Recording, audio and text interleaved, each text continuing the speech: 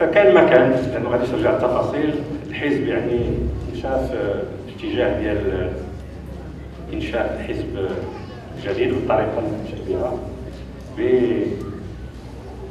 باصرار كبير على انه يملأ هذا الفراغ السياسي بمشروع ينسجم مع المغرب ديال اليوم والمغرب ديال غدا بالخصوص.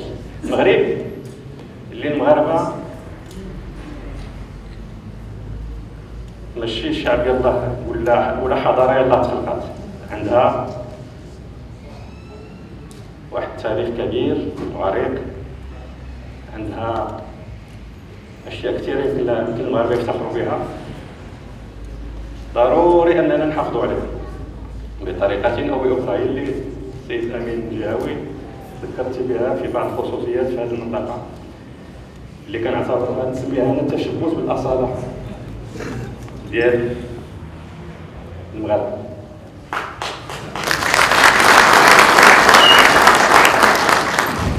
وهذه ميزات اللي ما كايناش في شعوب اخرى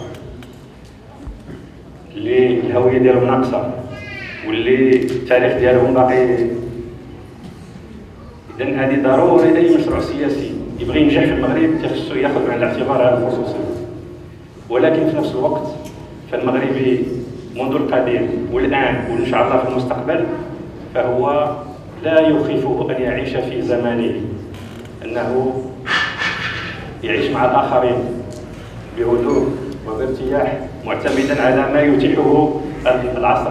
هذا الشيء علاش الحزب ديالنا بما سميناه الاصاله والمعاصره في تزاوج خلاق بينهما اللي يخلي هذاك الابداع يعطينا الخصوصيه ديال المغرب وديال المغربيت ديالنا اللي كنفتخروا بها، وان شاء الله كلنا ملزمون اننا نحافظوا عليها.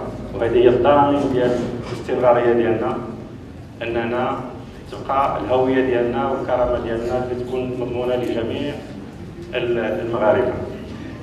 دخلنا في الانتخابات اللي انا شخصيا كذلك نعتبر اننا جبنا نتائج مشرفه جدا بالرغم من الظروف والاكراهات اللي كانت.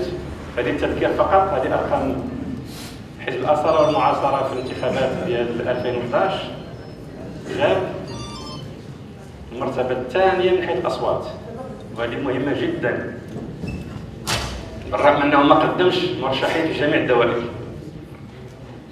جا الرابع في المقاعد عدد ديال النواب، ونذكر انه قبل من ذيك الانتخابات ديال 2011 فكان عنده المرتبه الاولى في مجلس المستشارين، بالاضافه الى المرتبه اللي عندنا في البلديات والجماعات.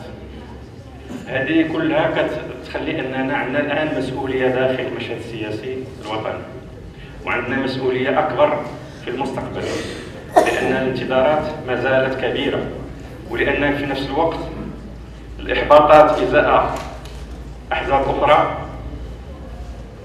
اصبحت مؤكده. تجارب كثيره لم تفلح بما فيها التجربه الحاليه اللي كانوا المغاربه يعولون عليها الشيء الكثير، خاصه انها جات على اثر متغيرات جذريه، وعلى راسها الدستور الجديد اللي فتح الباب على امان وافاق العالم كله صفق لها والمغاربه فرحوا بها، ولكن لحد الان باقين ينتظرون، لان ما انجز في الدستور باقي مكتوب فقط في الدستور، وفي الواقع اليومي مازال ما تنعيشوش. وهذه من الاشياء الاولى اللي كندافعوا لها وكنطالبوا بها، انه البرلمانيين ديالنا في كل مناسبه تواجه بها الحكومه، لاننا ما عندناش الحق كمسؤولين في هذا الظرف هذا اننا نفوتوا على المغاربه هذه الفرصه التاريخيه اللي قرروا انهم يغيروا الواقع ديالهم وما نكونوش في الموعد. لهذا كنعتبروا ان اجراءات الدستور هي الاولويه القصوى للحكومه بالدرجه الاولى وللمؤسسات الاخرى المنتخبه الاخرى.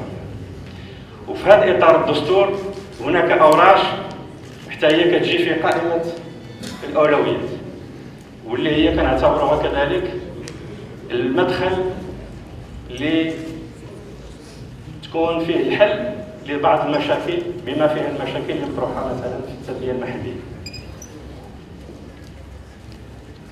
ما غاديش نوقف على كل ما يجب ان يحسن او الاجراء ديال الحقوق المكتسبه لا الفرديه لا الجماعيه، غادي نمشي ونسطر على الورش اللي عنده علاقه مباشره بالموضوع اللي اختاريته لهذا اللقاء التواصلي اللي كيتعلق بالتنميه المحليه، الارفاق والاكراهات. كنعتبر ان وهذه ربما كتنطبق اكثر هنايا في هذا الاقليم على اقاليم اخرى، ان التنميه المحليه فيها متدخلين كثيرين. كاين الهيئات المنتخبه بمختلف انواعها على المستوى المحلي والاقليمي والجهوي. كاين التمثيليات ديال الدوله، كاين الوزارات، كاين المجتمع المدني. الطريقه باش كنشتغلوا لحد الان في اعتقادي اصبحت متجاوزه، وصلت للحد ديالها باش يمكن لنا نعالجوا بعض المشاكل، خاصه ان في بعض الاحيان كاين لبس في الادوار وفي المهام اللي تخصو يتوضح. وكنتمنى ان من بعد هذا الدستور اللي داز يكون جيل جديد من الاصلاحات، وفي مقدمته هذاك الميثاق الجماعي، لاننا خدينا واحد الطريق اننا العمل السياسي وخاصه على المستوى المحلي يكون هو الاساس ديال تدبير الشأن العام محليا. فخصنا نكملوا الطريق لنساعد المنتخبين في المهام ديالهم. كيفاش غنساعدوهم في المهام ديالهم؟ اولا نوضحوا المهام ديالهم، واحد العدد من المواضيع المهام ما واضحش. نوضحوا العلاقه بين الهيئات المنتخبه والهيئات الاخرى بما فيها سلطات الوصايه. نعاودوا النقاش في الوسائل المتاحه للقيام بهذه المهام. الميزانيات ديال الجماعات المحليه لا ترقى الى المستوى الطموح اللي كنتظروا منها.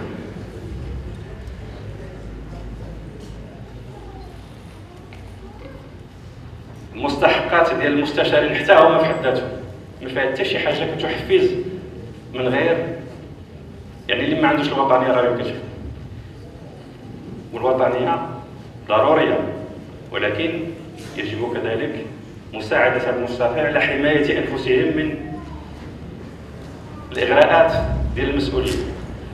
ما نبقاوش ننافقوا نفوسنا في هذا الشيء خصو يتعاد فيه النظر. ما يمكنش مستشار ما عندوش حتى شي حاجة تساعده على تحمل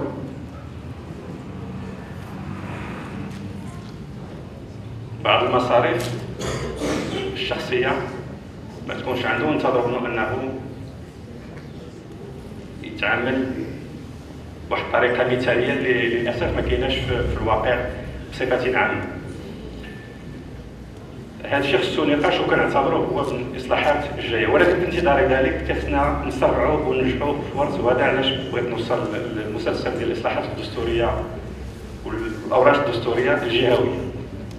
حنا دابا غادي ان شاء الله العام الجاي غادي الانتخابات الجهويه لاول مره. هذه الانتخابات الجهويه عندها شروط باش تنجح. الورش الجهويه ماشي فقط اننا نخلقوا جماعات محليه جديده نسميوها الجهات بصلاحيات جديده وبنمط اقتراع جديد.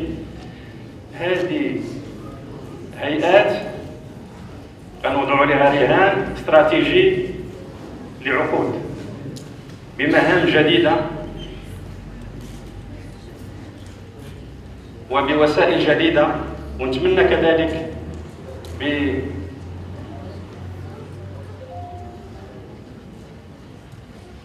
يعني واحد المجال اوسع يفتح للفعاليات للانخراط في يجيو يترشحوا فعاليات جديده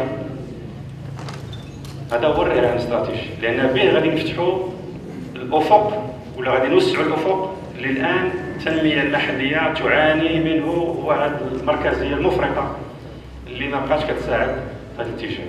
الجهويه ماشي ورش ديال شحال كاين من جهه وشحال كاين من واش غادي نديروا الاقتراع باللائحه ولا ماشي باللائحه. الجهويه هو الاسئله الاولى، الاسئله الثانيه مهمه ولكن كتجي من بعد. شنو هو دور الجهات؟ شنو هما الوسائل اللي غادي تكون متاحه للقيام بهذه الجهات؟ واش الجهات عندها الحق تكون عندها ضرائب مباشره ولا لا؟ واش هذه الجهات كلها غادي تبدا في نفس الوقت واحد انها عند وزن انتخابات نبداو في الاجراءات ولا غنكون واحد المرحله انتقاليه؟ هذو هما الاسئله الجوهريه اللي حنا في حزب الاثار والمعاصره طالبنا ونطالب اليوم مره اخرى انه النقاش يبدا بدون تاخير. من هنا الانتخابات الجايه ما بقى والو، ما يمكنش هذا الوقت كله نضيعوه غير في الاجراءات القانونيه والتقنيه ونفوتوا الفرصه على النقاط السياسيه اللي بها غادي نجاوبوا على التساؤل ديال الاكراهات وديال الاخر.